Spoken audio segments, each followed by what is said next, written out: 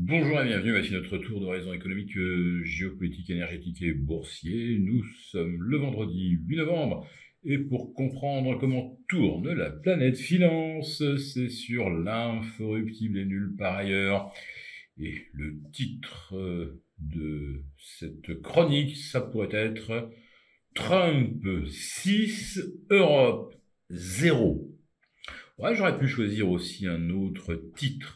Et boum 36 000 milliards de dettes. C'est le montant qui va donc être atteint soit ce vendredi soir, soit samedi matin. Et sur ces 36 000 milliards de dettes, 4 000 seront sortis des presses de la Fed au cours des 15 derniers mois. Tiens, la Fed, parlons-en, elle a réduit de 25 points son taux directeur comme prévu et à l'unanimité, ça va plaire à Wall Street, taux ramené donc dans la fourchette 3,75, 4%. Mais ce que les opérateurs vont surtout retenir de l'intervention de Jérôme Powell hier, c'est que, eh bien, il ne démissionnera pas, même si Donald Trump en faisait la demande. Et effectivement, en 2025, avec les allègements fiscaux que promet Donald Trump, et peut-être un nouveau plan de relance, eh bien, les États-Unis pourraient bien imprimer 4 000 milliards de dollars de plus. Et là, on peut le dire, Jérôme Powell, c'est l'homme de la situation. Oui, la dette américaine va continuer d'exploser, c'est à peu près la seule certitude. Et c'est d'ailleurs celle qu'avait le marché avant le résultat des élections, qui fut la grande surprise qu'on a découverte mercredi 6, c'est que les États-Unis allaient vers toujours plus de déficit. Donc, 36 000 milliards le 8 ou le 9 novembre 2024 et peut-être 40 000 milliards le 7 ou le 8 novembre 2025. En tout cas, on y file tout droit.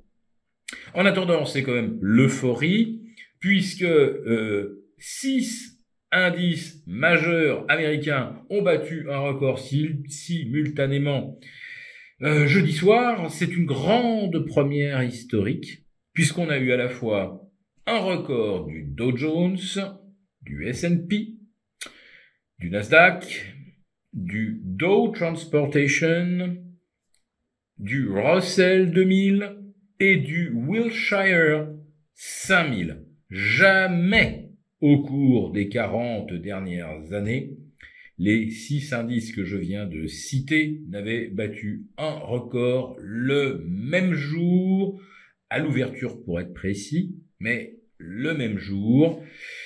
Il avait toujours un Dow Transportation ou un Russell 2000 pour apparaître à la traîne. Eh bien, cette fois-ci, non, les 6 battent un record simultanément. Et c'est pour ça que je citais dans le titre ce Trump 6, Europe 0. 6%, c'est effectivement la hausse du Nasdaq et du Nasdaq 100. Car le Nasdaq 100, précisons-le, vient de franchir la barre des 21 000 points. C'est le tiers du Wilshire 5000 qui, lui, a franchi hier la barre des 60 000 points, 60 130 points si ma mémoire est bonne. Et là, donc, 6% de hausse pour le Nasdaq, pour le Russell 2000, pour le Wilshire, et 0 pour le CAC 40, qui est en repli de 0,4% au moment où j'enregistre. Pour l'Eurostoxx, c'est pareil, c'est également une performance 0 sur la semaine. Donc oui, on peut le dire vraiment, Trump 6, Europe 0. 0, c'est également la note que l'on peut mettre à Bruno Le Maire lors de son audition devant une commission parlementaire. On cherche à comprendre comment on a pu faire apparaître 100 milliards de déficit pour le budget 2024.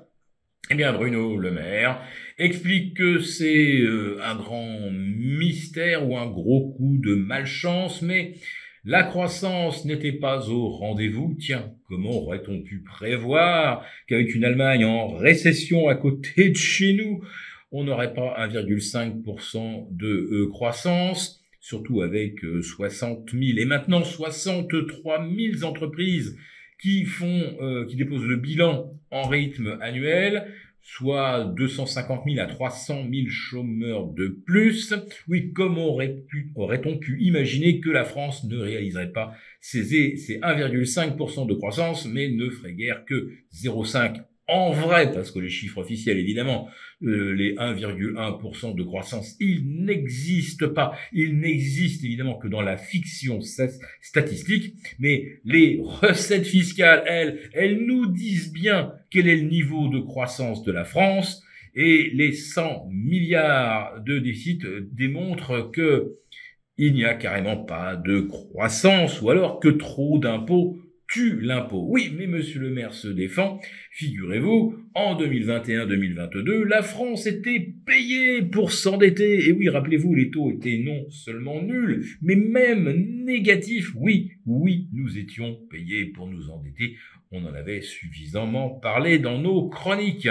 Et puis, comment pouvait-on imaginer qu'après cela, les taux allaient se mettre à grimper? On ne pouvait pas imaginer une guerre en Ukraine. Et oui, sauf que la flambée des prix de l'énergie avait commencé en juin 2021 et non pas en février 2022 avec le début des hostilités en Ukraine. Oui, l'inflation était déjà à plus de 5% à la fin de l'année 2021, avant donc que l'on mette sur le compte des Russes tous les malheurs et la flambée inflationniste. Donc si je vous fais un petit résumé, 36 000 milliards de dettes aux États-Unis, l'inflation qui va repartir comme une balle avec les guerres de tarifs douaniers, probablement également l'augmentation des prix de l'énergie qui viennent de toucher un plancher, eh bien, à l'image des actions où il faut systématiquement buy the dip, acheter tous les creux, depuis 2009, depuis que les banques centrales offrent leur soutien inconditionnel au marché, eh bien, avec 4 000 milliards de dettes en plus en 2025, une inflation qui aura refranchi les 3%, des dérives budgétaires dans tous les sens, eh bien, c'est sur l'or et les métaux précieux qu'il faut aussi buy the dips. Pour vous remercier de votre fidélité, vous pouvez télécharger gratuitement, en suivant le lien ci-dessous, un guide complet sur l'achat d'or physique qui représente un investissement de choix en période économique incertaine et surtout d'inflation. Merci et à bientôt. Merci beaucoup d'avoir regardé cette vidéo. N'hésitez pas à réagir dans les commentaires ou à liker et partager cette vidéo si le contenu vous a plu.